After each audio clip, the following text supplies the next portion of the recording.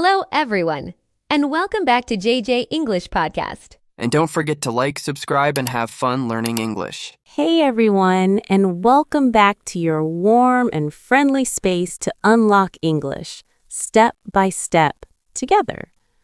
I'm Julia, and before we jump into anything today, I just want to say this feels like one of those episodes where we need to slow down a bit. Not slow down the English, slow down us. Because today we're talking about something that a lot of people think about, but don't always say out loud. And when they do say it, it usually comes with a nervous laugh. They say, "I just want to speak like a native." And every time I hear that, I feel two things at the same time. I feel curiosity, and I feel a lot of pressure hiding behind those words. Hey everyone, I'm Jim. Yeah, that phrase carries so much weight. When people say like a native, they're not really talking about grammar rules or vocabulary lists. They're talking about how they feel when they speak. They're talking about that moment when everyone is looking at them, or when the conversation keeps going and they don't know how to jump in. Or when they have something to say, but the sentence doesn't come out the way they planned. Exactly. It's not really about English, it's about confidence and comfort and not feeling small. And I want to be really honest here. Even hearing the phrase "speak like a native" can make people feel like they're already failing, like there's this invisible finish line really far away, and everyone else crossed it except them. And that's such a heavy place to start learning from. Yeah. I remember when I was learning another language years ago, I could understand a lot. I could read signs, follow conversations, even watch shows. But the moment someone looked at me and waited for me to speak, my body reacted first. My shoulders got tense, my brain got loud, and suddenly all the words I knew disappeared. That freeze is very real. A lot of learners think it means they're bad at the language, but it doesn't. It just means they're under pressure. And the funny thing is, no one around me was being mean. No one was rushing me. That pressure was coming from inside. I kept thinking, if I don't say this well, they'll notice. And that thought alone made everything harder. That's why this topic is so important, because if we don't redefine what native means, people end up chasing the wrong thing. Yes, so let's do that right now. Let's redefine it together. When you hear "speak like a native," what do you imagine? Fast English? Perfect sentences? No accent? Because that's not what real native speakers sound like. Not even close. Native speakers hesitate all the time. They start sentences and change their minds. They interrupt themselves. They forget words. They say things like, "What's that word again?" Or, "You know, that thing." And no one thinks twice about it. I was at a cafe last week, just listening to people talk. Not in a creepy way, I promise.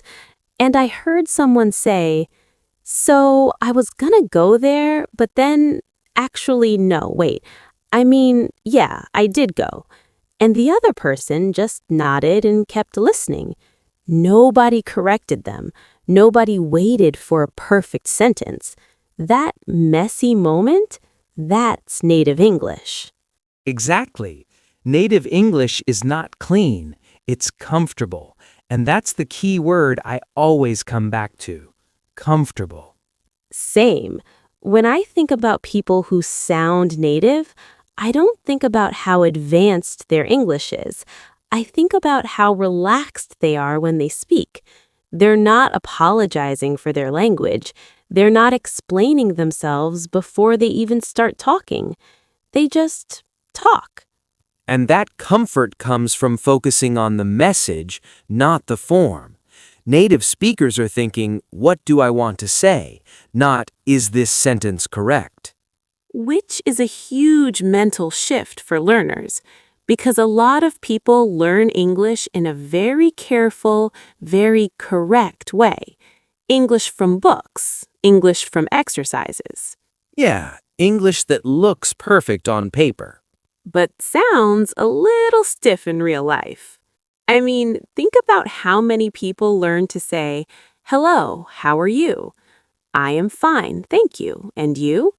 That's not wrong, but it's not how conversations usually sound. In real life, English is shorter, softer, sometimes incomplete.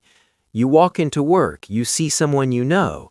You don't say, "Good morning, how are you today?" You say, "Hey," or just, "Morning." And the other person says the same. And that's it. That's already a successful interaction. But learners often think, that's too simple, I should say more. Exactly. There's this idea that simple English is bad English, but in reality, simple English is often the most natural. Let's talk about answers for a second, because this is another place where people overthink.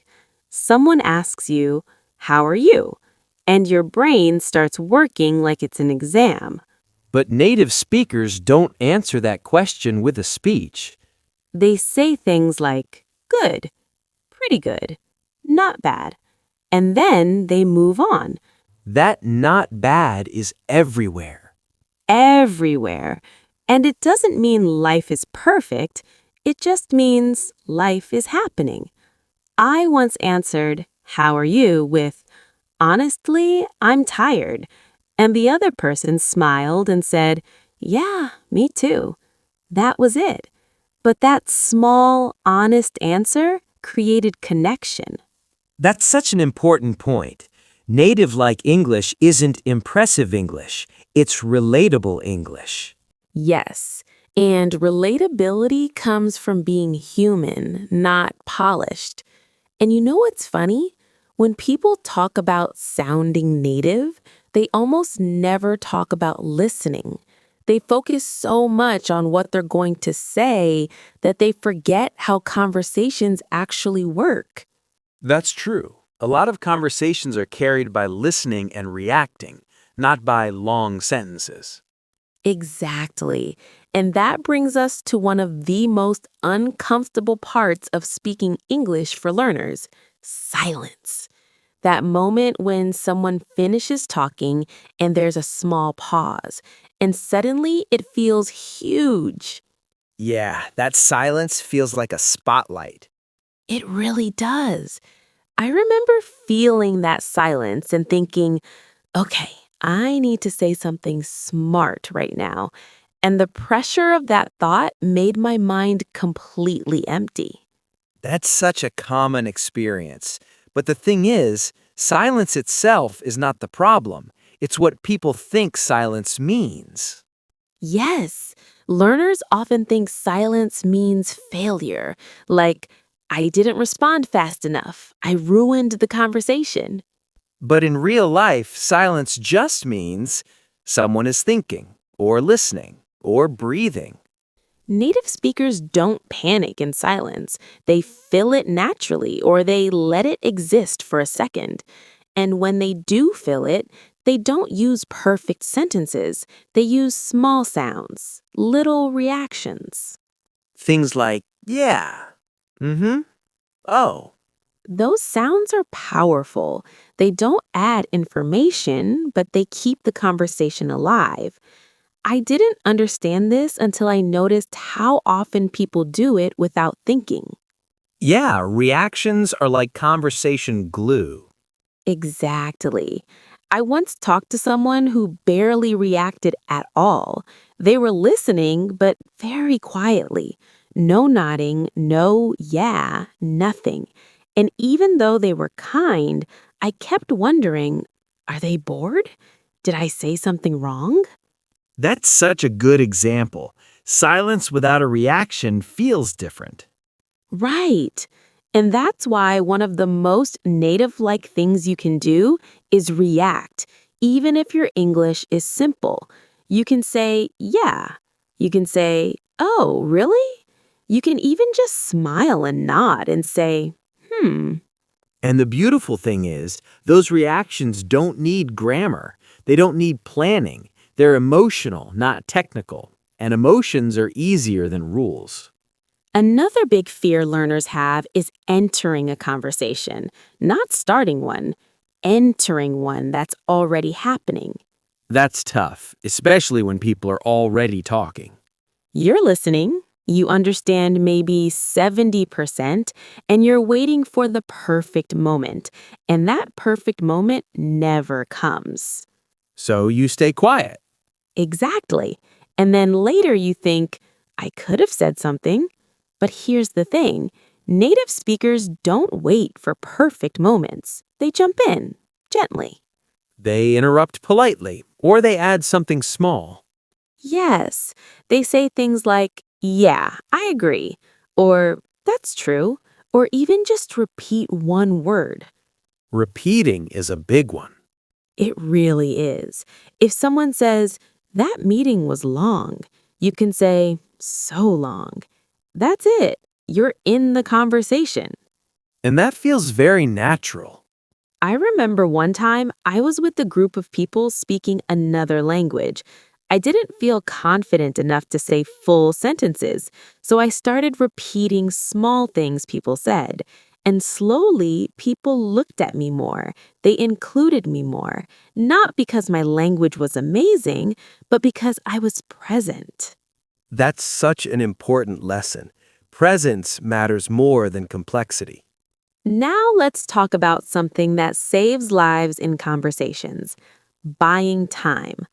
Oh, yes, this is huge.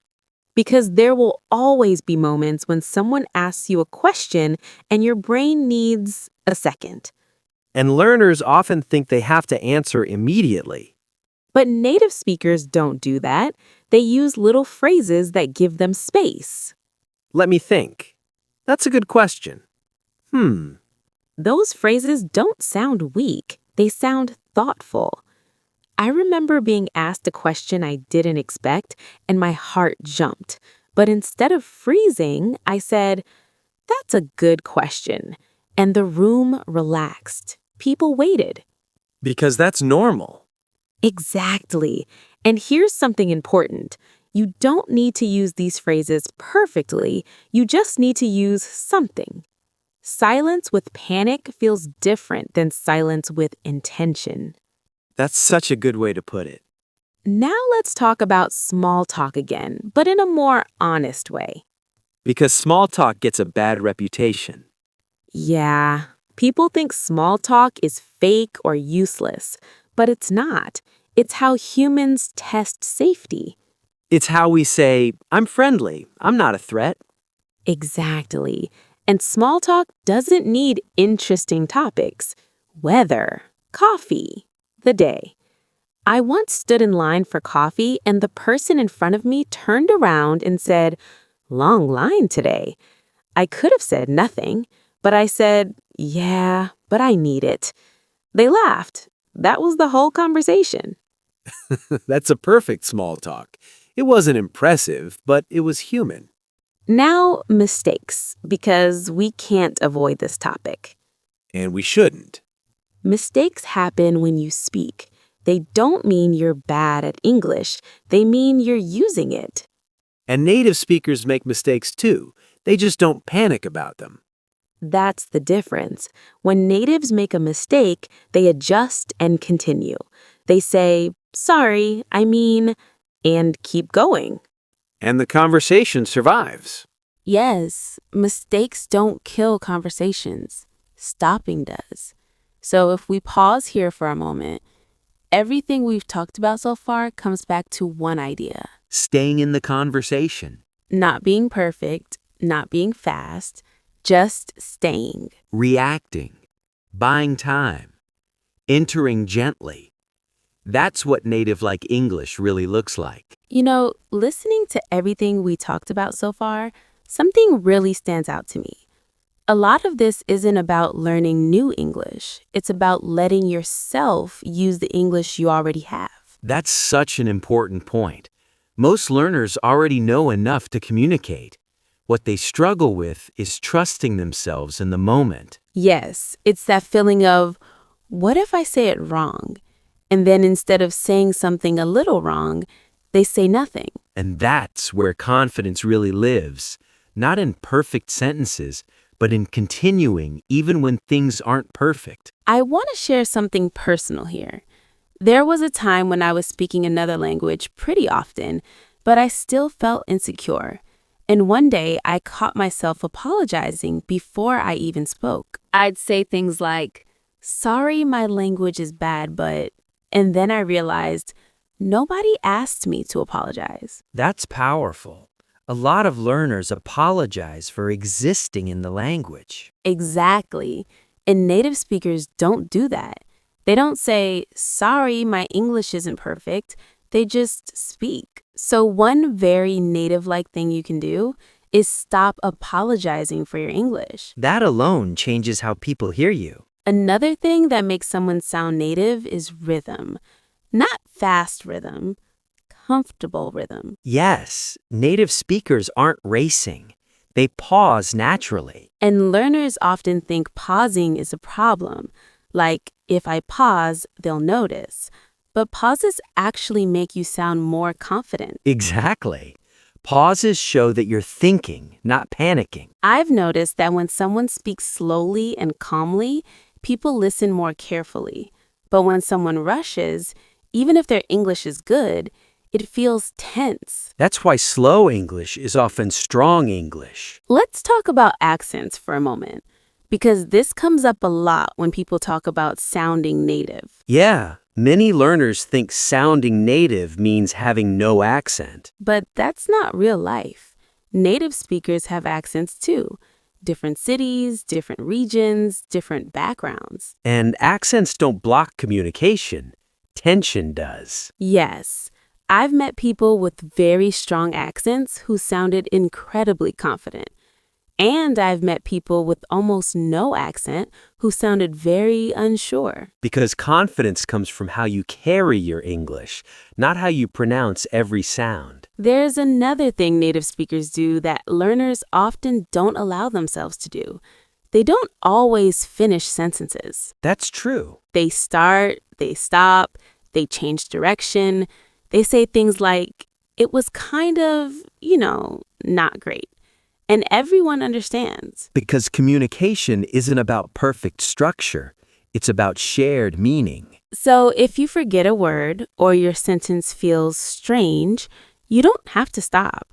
You can explain it another way. You can gesture. You can laugh and continue. That flexibility is very native-like. Let's imagine a normal day. You go to work or class or a cafe. You say, hey. Someone says, hey. Later, someone asks, how's it going? You say, pretty busy. They say, yeah, same. That's English. That's life. And none of that required advanced vocabulary, just presence. If you're listening to this and thinking, I still don't sound native, I want you to hear this. You don't need to become someone else. You don't need to erase who you are. You just need to let yourself participate. Speak a little, react a little, stay in the conversation. That's how fluency grows, quietly, naturally. Before we finish, let's slow down one last time. Take a breath. Think about one small thing you can do differently after this episode. Maybe you stop apologizing. Maybe you react more. Maybe you speak a little slower. Small changes make a big difference over time. And remember, native speakers are not perfect speakers. They're comfortable speakers. And comfort comes with use, not pressure. Thank you so much for spending this long moment with us on the JJ English podcast. We really appreciate you being here, listening and trying. If this episode helped you, share it with someone who's learning English too. And we'd love to hear from you. In the comments, tell us, what makes you feel nervous when you speak English? Write it in English. No pressure. See you in the next episode. Take care and keep practicing.